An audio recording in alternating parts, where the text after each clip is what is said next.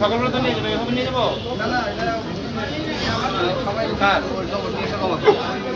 ঠিক আছে, কালকে থেকে আপনি নিজের হাতে তুলে দেবেন গাড়িতে, গাড়িতে তুলে দেবেন, তার ব্যবস্থা করে দিচ্ছি। ময়লা যেমন আমাদের পরিষ্কার দায়িত্ব, আপনাদেরও। বালতির একটাও নাই।